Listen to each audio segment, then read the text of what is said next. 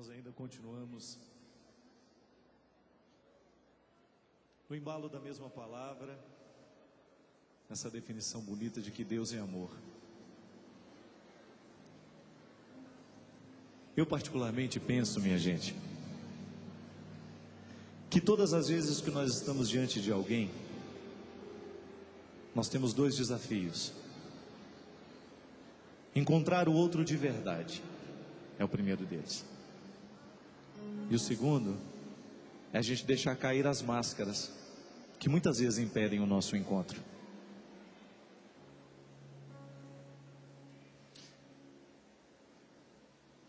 Conhecer a Deus, chegar ao que Ele é o grande desafio.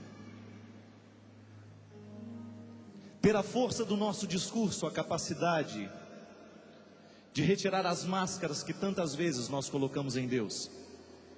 As máscaras que nos convêm, as máscaras que convêm às religiões muitas vezes.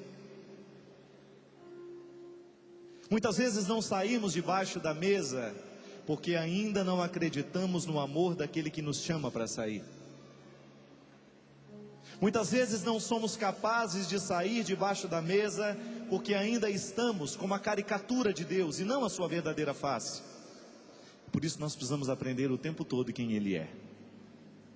A gente só pode se amar de verdade se a gente se conhece. A gente só pode se amar de verdade se a gente se conhece. A capa do livro é muito sugestiva. É um rapaz arrancando a máscara.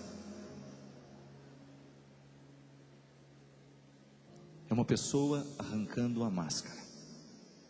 Nós vamos fazer isso o tempo todo. Nós precisamos o tempo todo, pela força do amor que nos convida a sair debaixo da mesa, arrancar a máscara. Acreditar que Deus é amor. Reconfigurar essa figura dentro do nosso coração. Acreditar que aquele que nos chama nos ama, cuida de nós. É tão bom a gente ser cuidado, não é? Conhece essa música assim? Dá para baixar um tonzinho aí, Luiz? Dá para baixar um tom? Tá em quê? Só? Isso. Eu preciso aprender um pouco aqui. Eu preciso aprender um pouco ali. Eu preciso aprender mais de Deus, porque Ele é quem cuida de mim. Se uma porta se fecha aqui, outras portas se abrem. Eu preciso aprender mais de Deus, porque dele é quem cuida de mim. Deus cuida de mim. Canta comigo. Deus cuida de mim, a sombra das suas asas. Deus cuida de mim. Eu amo a sua casa e não ando sozinho, não estou sozinho, pois sei, Deus cuida de mim. Solta a sua voz. Deus cuida de mim, a sombra das suas asas. Deus cuida de mim. Eu amo a sua casa e não ando sozinho, não estou sozinho, pois sei, Deus cuida de mim. Saber que Deus cuida de nós é tão bom. É tão bom a gente saber que alguém cuida de nós. Passar pela experiência do cuidado é você passar pela experiência daquilo que você tem de mais primitivo em você. Porque quando nasceu você precisou ser cuidado. E só esse cuidado, minha gente, só esse amor de Deus é capaz de fazer com que a gente saia debaixo da mesa. A certeza de que somos amados é que vai nos encorajar para que a gente dê o passo em direção daquele que nos chama. Se pela força do ódio nós somos julgados para debaixo da mesa, pela força do amor seremos capazes de sair.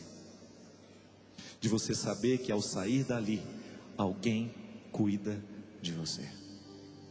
Deus cuida de mim, à sombra das suas asas. Deus cuida de mim, eu amo a sua casa e não ando sozinho, não estou sozinho, pois sei, Deus cuida de mim. Solta a sua voz, canta comigo. Deus cuida de mim, Deus cuida de mim, eu amo a sua casa e não ando sozinho, não estou sozinho, pois sei, Deus cuida de mim. Se você hoje tivesse, quais são as situações, as realidades humanas que nos jogam para debaixo da mesa? Eu particularmente penso e encontro o tempo todo pessoas que são machucadas nos seus afetos, as suas emoções. O que é o trauma? Por que nós somos marcados muitas vezes negativamente? O que é o afeto dentro de nós? O afeto, minha gente, é aquilo que nós temos de mais fácil. É como se fosse a camada da pele mais exterior. O afeto é essa parte da vida que é capaz de nos mover, que é capaz de nos levar, porque é muito aqui. O afeto é despertado com uma palavra, com uma música. O afeto é muito fácil de vir para fora. E quando nós falamos de afeto, nós falamos de tudo aquilo que é próprio do humano, de sentir raiva, alegria. E o afeto é uma forma de memória. Assim como você se recorda das equações de álgebra. Mentira, ninguém lembra disso, né? Assim como você se... Vamos falar uma coisa mais simples. Assim como você se recorda das equações matemáticas, das mais simples, ficaram registradas na sua memória, na sua razão. Você articula aquilo que você sabe sobre uma determinada situação. Mas é interessante que no paralelo dessa informação racional, você tem as suas informações afetivas. As suas informações afetivas, elas dão notícias sobre você. Basta que de alguma forma a gente toque nessa informação afetiva e você fica inteiramente para fora. Não é assim? Se você se recorda, se você escuta uma música que há 10 anos atrás marcou a sua vida, o sorriso vem no rosto na hora que toca a música, porque ela puxa dentro de você alguma coisa. Puxa dentro de você. É impressionante o quanto que a nossa memória afetiva tem poder sobre nós. A razão, essa memória racional de nós recordarmos das informações, isso tem um poder muito grande sobre nós. Mas a memória afetiva tem um poder muito grande também. É a partir dela que nós nos movemos. É a partir dela que você rejeita uma pessoa que você nunca viu na vida. Como é que você pode não gostar daquela pessoa se você acabou de encontrar com ela? Ah, não sei. Acho que é a maneira que ela cospe. Não fui com jeito, não gostei dela não. Não topei ela não. Não é assim que a gente fala lá em Minas? Por que é que você não gosta de uma pessoa que você acabou de ver? Você não tem razões de inteligência, você não tem.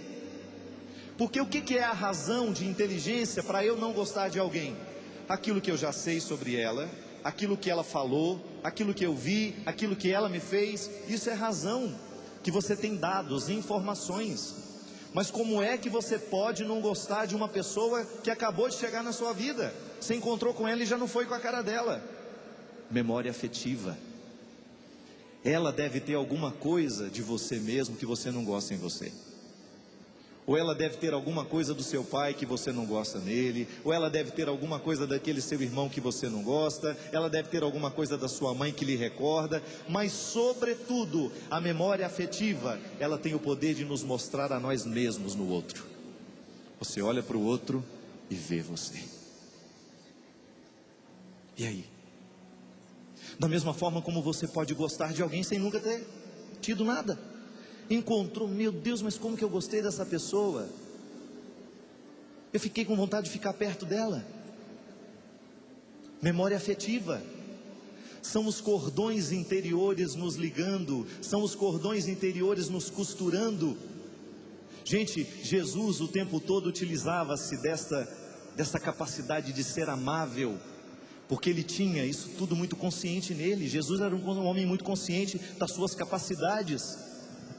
Ele trazia a pessoa para ele, ela não tinha vontade de ir embora, a ponto do discípulo dizer: Senhor, aonde eu iria, se só tu tens palavra de vida eterna? O que é a palavra de vida eterna? É a palavra que preenche o afeto.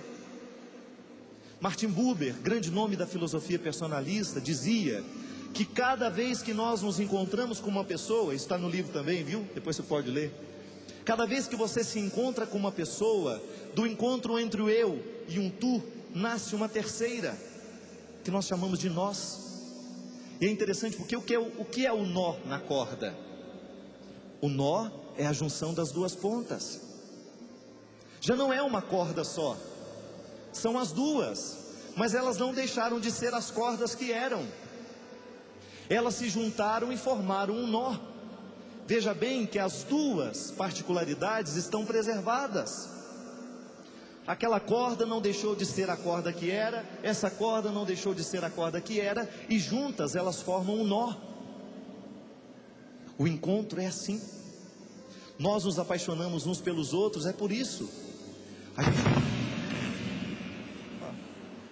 Isso era só para acordar alguns que já estavam distraídos.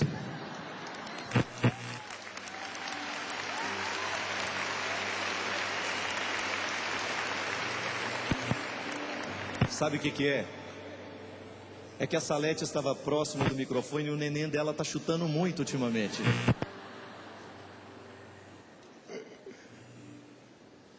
Mas esta possibilidade da gente se encontrar, o que a gente gosta um no outro, é aquilo que o nosso afeto foi despertado. O outro me invadiu quando chegou, não me invadindo como um ladrão, não. Ele tirou de mim o que eu tinha de mais precioso. Ele retirou de mim o que eu tinha de mais bonito. No encontro com aquela pessoa, eu consegui trazer para fora o que eu tinha de mais precioso. O nó que nasceu do meu encontro com você foi bonito. Aí nós explicamos a simpatia. Não aquela que você faz lá com a galinha preta, com a vela, ou cozinha não sei o que para conquistar o namorado. Não, a simpatia, essa empatia. Nós somos empáticos. Assim você também explica a antipatia. Quando você encontra com o outro, você não gosta, mas você não sabe por que você não gosta. Você não gosta daquilo que derrama de vocês dois. É o que sobra do encontro entre vocês dois que você não gosta. É aquilo que sobra. Minha gente, os nossos encontros são assim o tempo todo, uma provocação para vir para fora o afeto. E é por isso que nós sofremos tanto com os nossos afetos, porque nós não sabemos articulá-los. Nós não temos consciência muitas vezes de como eles se dão dentro de nós. Nós não temos o cuidado com o afeto, nós não temos o cuidado de fazer aquela higiene mental todos os dias, ou então aquilo que nós podemos chamar de digestão emocional. Quando a gente come uma coisa que nos faz mal, a minha mãe fala que ela fala que eu estou com digestão. A indigestão, o que é a indigestão? O que é, dona Ana? Conta para nós. É a comida que não fez bem. É a comida que não fez bem. Do encontro também nasce a indigestão emocional, que é aquele momento em que você foi invadido por uma coisa ruim que o outro provocou dentro de você. E aí o que você faz com aquilo? Duas possibilidades: ou você joga no lixo, e conserta aquilo dentro de você para que você se prepare para enfrentar os momentos em que você vai ter contato com esse lado ruim, ou você se transforma em escravo daquele lixo que vai ficar dentro de você. E aí nós vamos sendo traumatizados pela vida, nós vamos sendo traumatizados com aqueles encontros desastrosos, de pessoas que um dia provocaram aquilo que a gente tinha de pior e nós aceitamos, nós registramos dentro de nós o que o outro nos despertou de pior. Quando é que esses traumas acontecem, minha gente? Quando a gente é traído. Quem já foi aqui traído alguma vez na vida, levante a mão. Se você não foi, meu filho, prepare-se, porque a traição é igual um consórcio, um dia você será contemplado.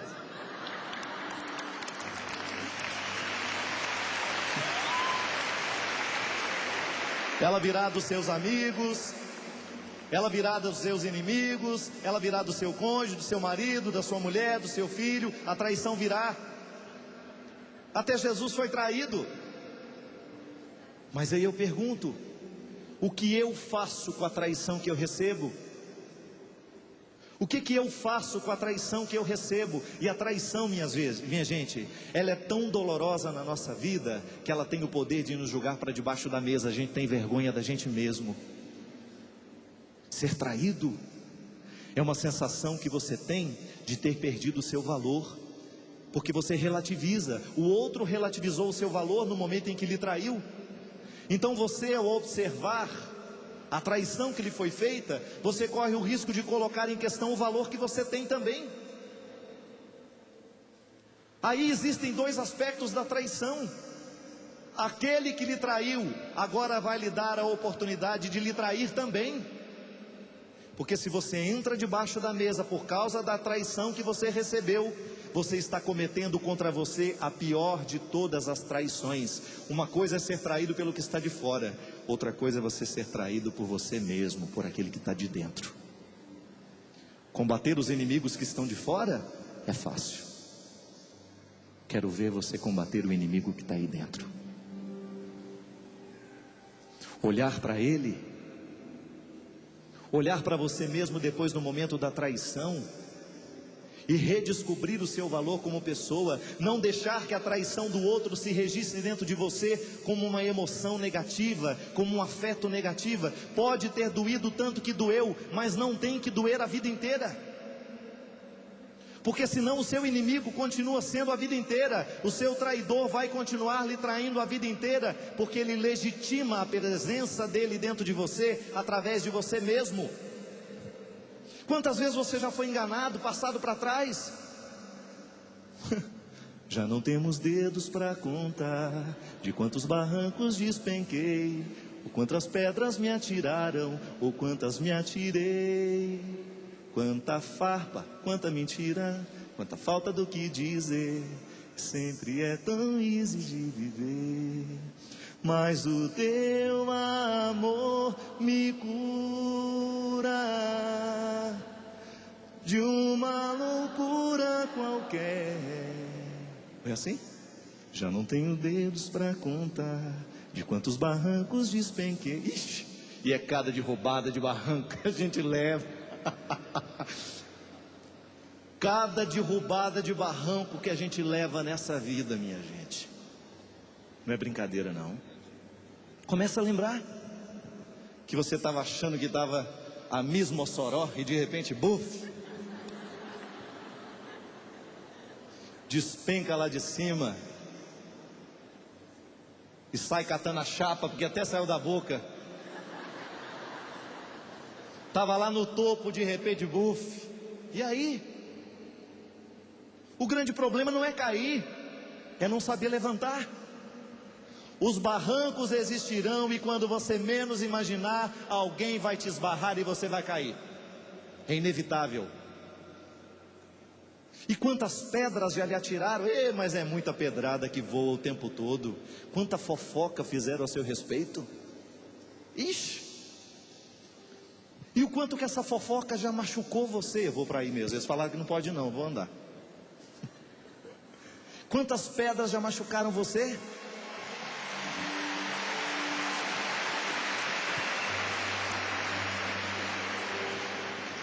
recebi uma advertência no intervalo. Porque eu estava andando depressa demais. Andando devagar pode, não pode? Mas foram muitas pedras. Inúmeras pedras nós já recebemos na vida, minha gente. Canta comigo. Já não tenho dedos para contar de quantos barrancos despenquei, quantas pedras me atiraram, ou quantas me atirei. Aí esse é o problema. O problema, o outro vem, joga a pedra na gente, a gente segura a pedra e se joga de novo. Você já viu de coisa mais besta nessa vida? Não? Já não tenho dedos para contar de quantos barrancos despenquei, e que quantas pedras me atiraram, ou quantas me atirei. Quantas farpas, quantas mentiras, quantas faltas do que dizer. Sempre é tão easy se viver, mas o teu amor me cura de uma loucura qualquer, encostar no teu peito. E se isso for algum defeito, por mim tudo bem, tudo bem, tudo bem.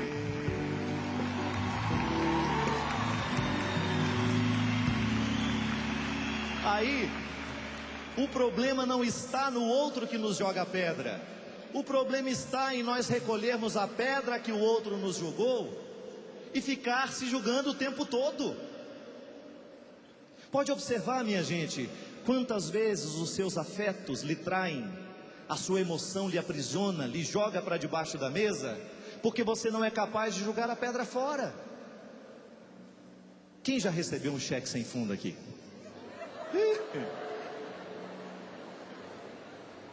Quem já deu o cheque sem fundo aqui? Agora eu pergunto. Vai lá, apresenta no banco, não tem fundo. Vai, apresenta uma segunda vez, não tem fundo. Aí 10 anos depois a pessoa está com o cheque sem fundo ainda na parede, esperando uma oportunidade para apresentar o cheque. Não. Levou o prejuízo? Levanta, sacode a poeira e dá a volta por cima. Pronto. Não vai colocar na moldura da sua casa, na moldura das suas paredes, os cheques sem fundos que você levou, porque isso só vai lhe trazer infelicidade. E tem gente que adora decorar a vida com os cheques sem fundo que levou. Recebe uma visita e vai... Pois é. 1967. Foi duro. 1970. Não resolve.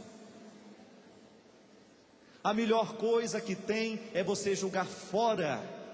Jogou a pedra, joga fora a pedra. Não permita que o seu agressor continue lhe agredindo pela força da sua mão. Isso é muito interessante e triste de saber, gente. As maiores agressões que nós sofremos, somos nós mesmos que permitimos, porque você é o porteiro da sua casa, você abre a porta para quem você quiser, é você que faz a sentinela.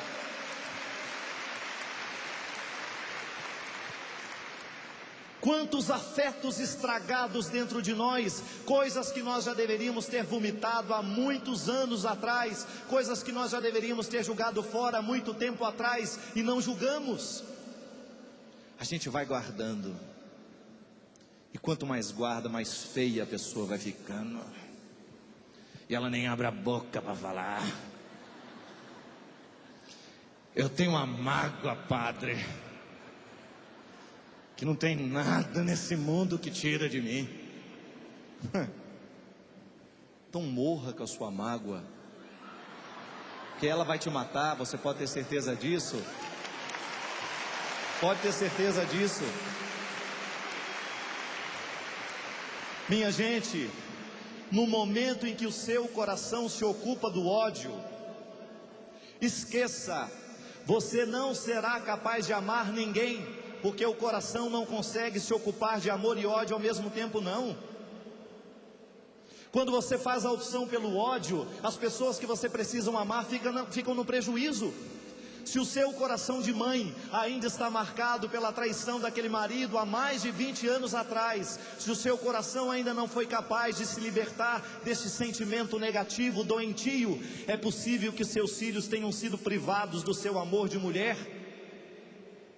É possível que o seu filho tenha recebido somente os restos do seu amor, porque o tempo todo você se ocupou de odiar o marido, e geralmente quem odeia muito o marido vai ter muita dificuldade de amar os filhos, porque na hora em que está ocupando o coração com o ódio que tem pelo marido, ela não será capaz de amar o seu filho. Isso acontece.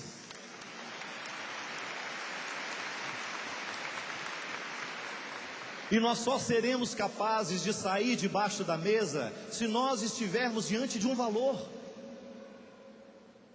Se o seu filho não é razão suficiente para você esquecer as mágoas do casamento passado, de tudo aquilo que foi da vida passada de vocês dois, se os seus filhos não são a razão para você reconstruir a sua vida, então eu não sei o que é que você precisa. Minha gente, com todo respeito aos que têm o problema do álcool, eu sou filho de um homem maravilhoso que num determinado momento da sua vida viveu o problema do álcool. Meu pai parou de beber, é no momento que nós olhamos nos olhos deles e pedimos: pai, por amor que o Senhor tem a mim, eu disse para ele, o Senhor representa alguma coisa na vida do Senhor, me dê a alegria de voltar para casa e de encontrar o meu pai aqui dentro, e não esse verme que o Senhor se transforma quando bebe. Palavra dura mas de alguém que ama. Falei sorrindo para ele, não falei gritando não. Meu pai parou de beber, meu pai reconstruiu a vida dele, morreu com dignidade. E eu digo para você, se você bebe, se você destrói a sua vida pela força do álcool, e se o seu filho não é razão de você deixar disso, então me desculpe, eu duvido do amor que você tem por ele.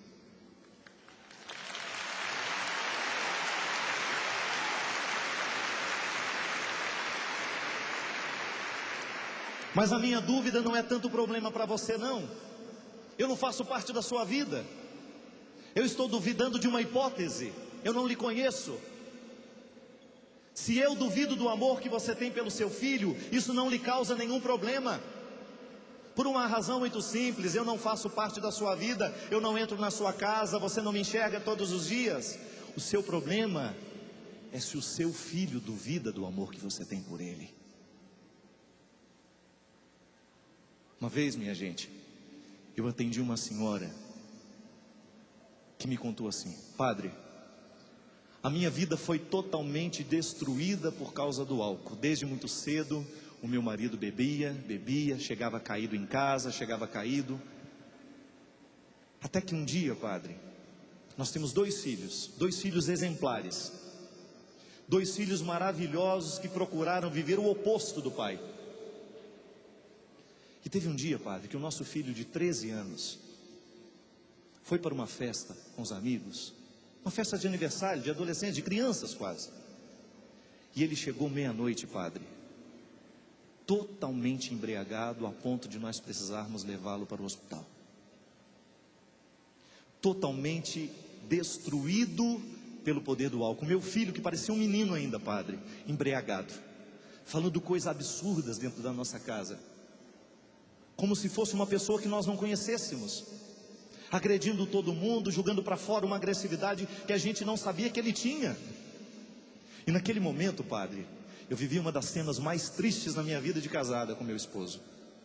Meu marido levantou da cama, assustado com o que estava vendo, deu um tapa no rosto do meu filho e disse para ele: eu estou decepcionado com você. Naquela hora, padre, o rosto do meu filho se encheu de tanta ira, de tanta ira. Ele, olhando no pai dele, desafiou, levantou-se, deu uma risada, padre, riu para o pai e disse assim: você está decepcionado comigo? Lamento te informar que desde quando eu me entendo por gente, eu já sou decepcionado com você. Desde quando me entendo por gente.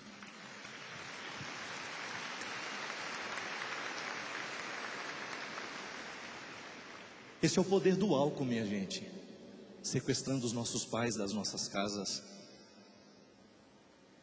Esse é o poder do álcool nos privando de ter pai dentro de casa. Porque aquele que já viu o pai caído na sarjeta, aquele que já viu o pai espancando a mãe pela força do álcool, sabe muito bem que cativeiro terrível é esse do nosso lado. E não venha me dizer que o álcool não é um problema social, e não venha me dizer que é moralismo nós falarmos sobre isso. É uma omissão da nossa parte se a gente se calar diante de todos os malefícios que o álcool causa na sociedade. Quando socialmente nós começamos a beber, quando socialmente nós nos matamos, quando socialmente nós nos destruímos, nós nos engaiolamos. Ah, padre, nós bebemos socialmente, e socialmente a gente vai se destruindo. E socialmente a gente se mata nos semáforos, como em João Pessoa. Aquela família que foi dizimada porque um rapaz embriagado se sentiu no direito de ultrapassar os sinais vermelhos. É o sequestro. É a sociedade nos sequestrando, nos entorpecendo, nos fazendo acreditar que o vício é um lugar comum e que todos nós podemos ficar lá sem nenhum problema. É o sequestro, é o álcool levando embora nossos pais, nossas mães. Quantas mulheres hoje enfrentam o problema do álcool, minha gente? Conheci outro dia uma menina também em João Pessoa, que enfrenta o alcoolismo do pai e da mãe. Dá pena. Olha no rosto daquela menina, é uma tristeza tão profunda, tão profunda, tão profunda, porque não tem vontade de voltar para casa. A qualquer hora que chega, corre o risco de encontrar os dois embriagados. É órfã. Antes da morte do corpo, é órfã, porque o sequestro da subjetividade já aconteceu ali. Os pais estão no cativeiro da dependência, e as famílias vão ficando infelizes lentamente, e nós vamos cultivando isso dentro da nossa casa. As pessoas vão sendo roubadas delas mesmas. É o vício levando seu filho embora. Quantos de nós, minha gente, os nossos filhos estão sendo colocados na sepultura antes mesmo de morrerem? Os nossos sequestradores estão viciando os nossos filhos e estão enterrando-os em vida. Tem uma casa aqui que eu gostaria de ler para vocês.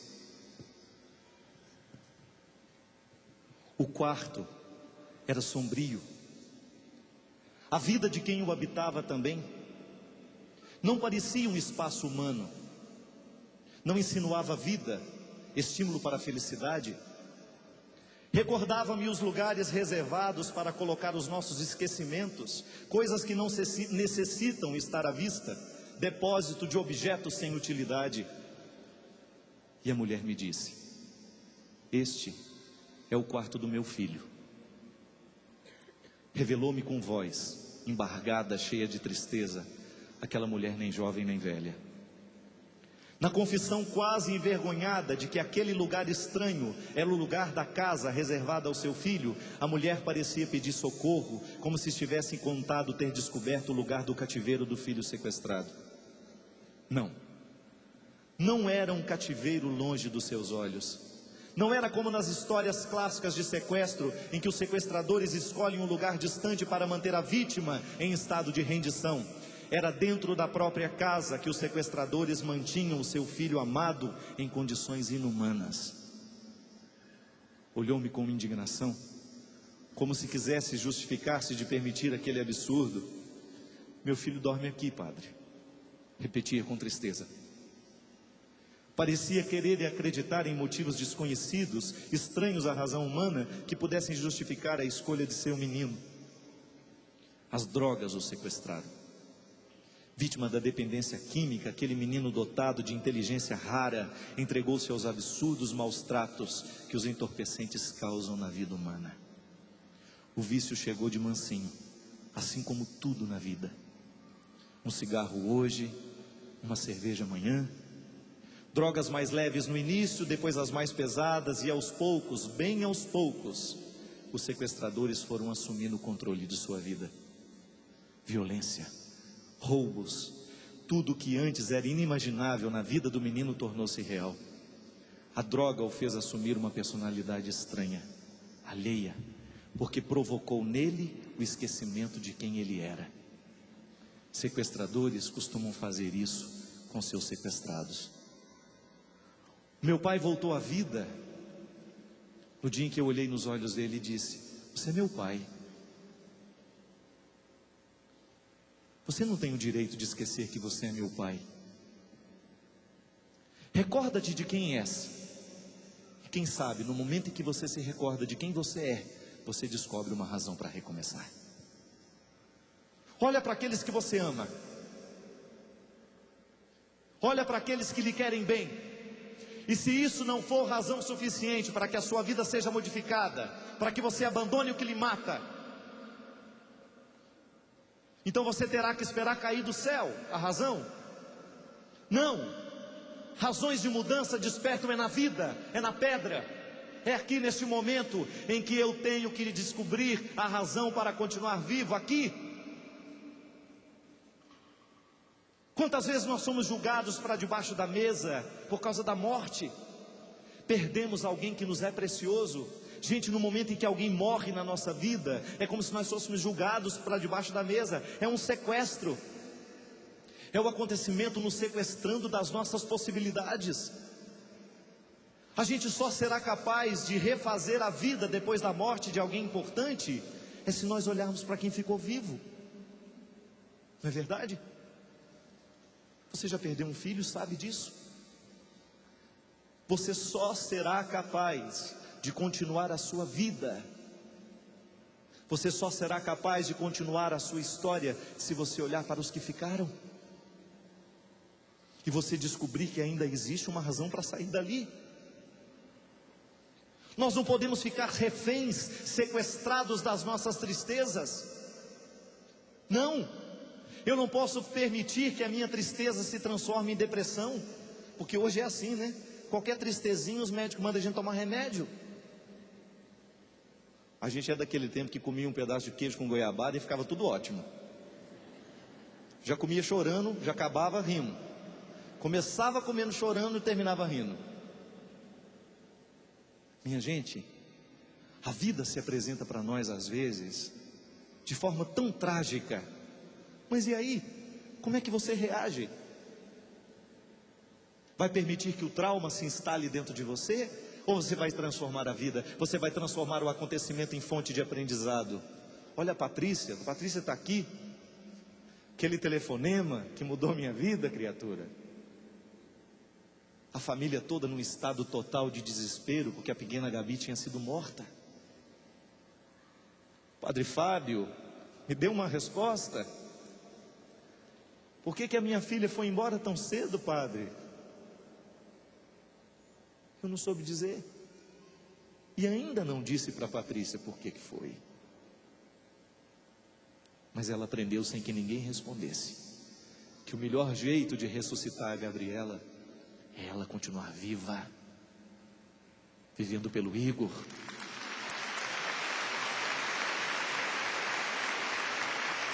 vivendo pelo esposo. Olha para os que ficaram. Por que nós estamos tão sequestrados por essa ideia de que a gente só tem que prestar atenção no que a gente perdeu? Quem presta atenção demais naquilo que perdeu, corre o risco de não ver o que está ganhando hoje. A cura do afeto por aquele que morreu, ele se dá, esta cura vai se dar, é no momento em que você viver bem a sua vida. Nós não podemos transformar a morte num episódio pior do que já é. A morte já tem os seus traumas e sobra traumas quando ela nos toca. Mas nós inventamos alguns mais. Nós arrumamos alguns a mais. Não, deixe que a vida aconteça, minha gente. O melhor jeito é deixar que morra. Eu não posso continuar arrumando o quarto do meu filho como se ele fosse voltar. Não. Eu tenho que olhar para a dura realidade da morte do meu filho e acreditar, ele não está mais aqui materialmente, mas há um jeito de continuidade. Eu sou cristão, eu acredito em ressurreição, eu acredito em possibilidade de manter o outro vivo, mesmo quando a matéria não está aqui. É a vida sendo reorganizada, é o luto sendo organizado e não se transformando em experiências traumáticas dentro de nós. A morte muitas vezes é uma mestra em colocar dentro de nós traumas, lembranças negativas. Não, ela já é pesada por natureza. Transforme-a. Ah, padre, eu não dou conta. Então não vai dar conta mesmo, porque essa frase é a pior frase que nós podemos ouvir na vida. Eu não dou conta. Adoro velório, gente. Velório é o lugar que você escuta as maiores bobagens da vida. Ninguém está acreditando em nada daquilo que está falando, mas está falando. Sem contar os curiosos, né, que nem sabe quem é o morto. Vai às duas, vão chegando perto. Olha de fundo. É, comadre Geraldo, eu não conhecia não, você conhecia? Não estou lembrada mesmo. Ela só para ver quem era o defunto. Ainda vai procura os familiares. Não, gente, chegou a hora dele, né? E aí a gente vai fazendo daquela experiência um trauma ainda pior. E na hora de enterrar sempre tem uns 2, 3 que querem ir junto. Joga! Dá um empurrãozinho para ver se ela vai mesmo. Quero ir junto! Joga a pessoa para ver se ela vai. É a hora de você parar. Tá lá colocando o defunto no negócio, a outra tá gritando que quer. É a hora de... Então tá bom, gente, espera aí, pode entrar. Quero ver como é que ela vai fazer. O que ela vai falar? Não. A experiência do desligamento, ela tem que ser tão bonita quanto a experiência do primeiro encontro.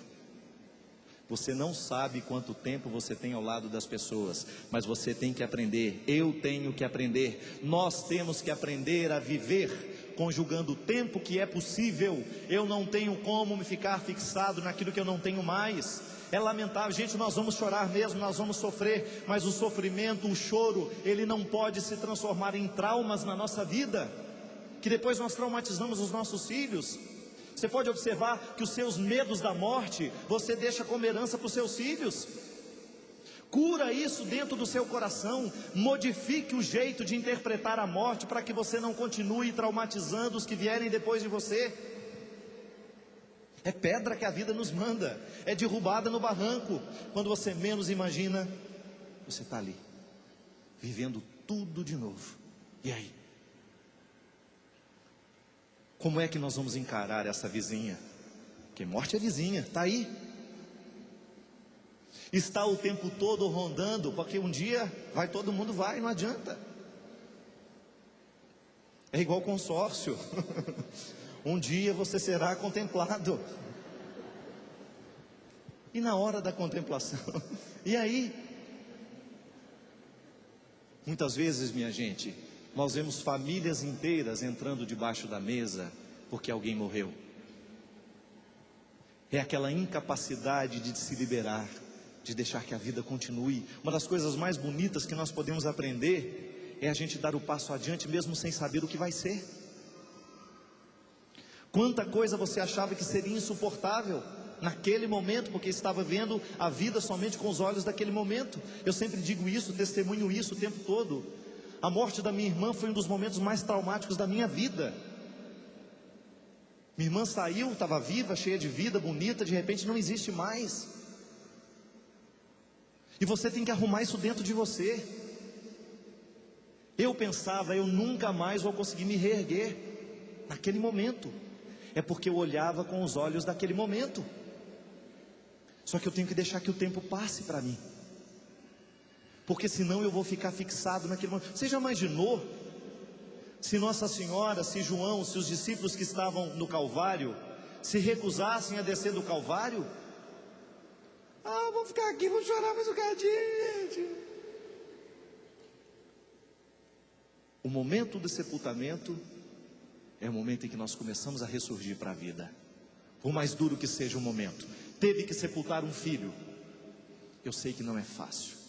E por mais que eu tente com as minhas palavras me aproximar do seu sofrimento, eu sei que eu não consigo. Mas você não pode permitir que aquele momento seja o definitivo para vocês. Depois do sepultamento do filho, é necessário organizar o luto, porque senão nós vamos morrer, nós vamos perder a oportunidade de viver a ressurreição por ele. É sair da mesa, é deixar que esse sentimento ruim venha a ser modificado por outro. É interessante isso, minha gente. Nós somos curados, essa afetividade que está toda à flor da pele, isso que você sente o tempo todo em você, isso aí é curado à medida em que você substitui o que você pensa sobre o fato. Uma ideia boa substitui uma ideia ruim, e a pessoa é curada. Pode observar, nós precisamos muitas vezes substituir a ideia ruim por uma ideia boa, um pensamento ruim por um pensamento bom, e o afeto você transforma aqui dentro, e a repercussão é na sua vida afetiva. Por isso que no momento do sofrimento agudo, a gente fica meio burro, a gente não consegue refletir, nós ficamos muito à flor da pele, nós queremos as respostas fáceis. E aí? A resposta fácil não existe. A resposta fácil não existe. É o momento de você ter a possibilidade de conviver com aquela resposta que é mais dura, que leva mais tempo. Mas eu tenho dificuldade com isso, padre. Não é só você não, minha filha. Todos nós estamos muito acostumados com os alimentos refinados. Você sabia disso? Alimento refinado não dá trabalho nenhum para a sua digestão. Por isso que eles engordam tanto.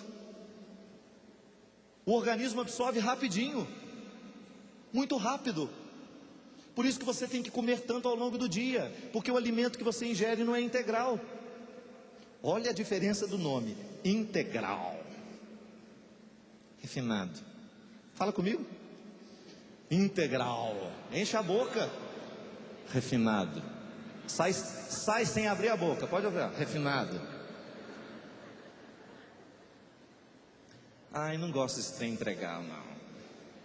Já olha com aquela cara assim, né? Porque aqui é moleza, eu quero ficar gordo, eu quero engordar. Não quero muito trabalho, não. O integral dá trabalho para o organismo. Mas sabe por que é bom o organismo trabalhar? Ele emagrece. Imagina que beleza, você comer um alimento que não te engorda e ao contrário te emagrece. Porque o seu organismo, para digerir, gastará mais calorias. Vai entrar lá no seu cálculo basal, que é o tanto de calorias que você necessita para você manter seu corpo vivo, mesmo só respirando e dormindo. O seu cálculo basal, ele será mais alto à medida em que você tiver um teor de gordura mais baixo, que você tiver uma atividade física. Comer o alimento integral é você dar trabalho ao organismo, é você não cair no fácil. Minha gente, a digestão de um alimento integral, ela leva mais tempo, e por isso que você fica nutrido mais tempo. Comer um arrozinho integral, comer um pão integral, grãos, são alimentos que vão dar trabalho ao nosso organismo, vão fazer bem a ele, acelerar o metabolismo. Trabalha aí, rapaz. Não é aquela comida mole, aquele sorvete de creme. Quase que eu falei uma coisa aqui que eu não posso. Eu ia falar uma marca. Você já pensou nela? Que vem com aquele balde de coca do lado, né? Tudo é Mac. Aquela praça da alimentação cheia de coisas. Vai comer no Mac. Não pode. A opção pelo alimento refinado é uma opção muitas vezes sem reflexão. Na vida dos nossos afetos a mesma coisa. Nós estamos acostumados com os afetos refinados. Oi, que bom, linda, que você veio. Assim, aquela pessoa fina, mais fina que uma agulha de insulina. Mas ela não é amiga de ninguém, ela chama todo mundo de linda. Oi, querida, que bom que você veio. A pessoa muito refinada. Aí na hora que acontece, na hora que vem para ela um acontecimento integral, ela não sabe nem chorar. Pode observar. Muitas vezes nós corremos atrás da vida refinada, do alimento refinado, fácil, a paquerinha fácil. Gente, eu fico assustado de ver o tanto que o negócio hoje é rápido. A digestão é na hora.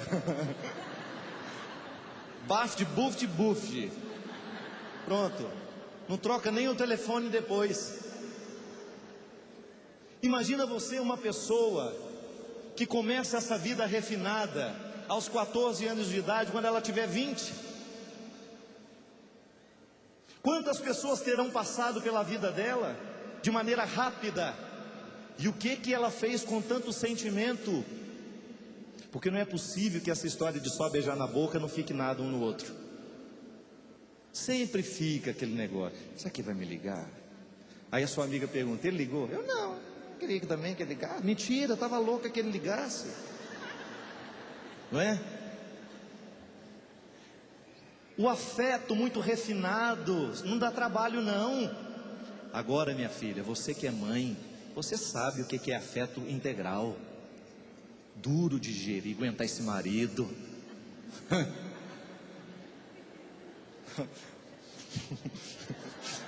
Aquela cara, né? É.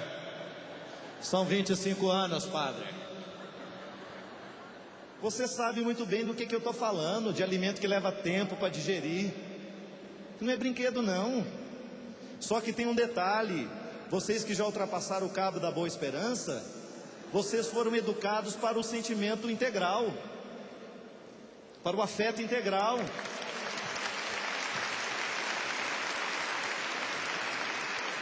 A sua filha não aguenta nem um terço do que você aguentou. Tanto é que você tem que sair da sua casa e ir lá dar conta do casamento dela tantas vezes por semana.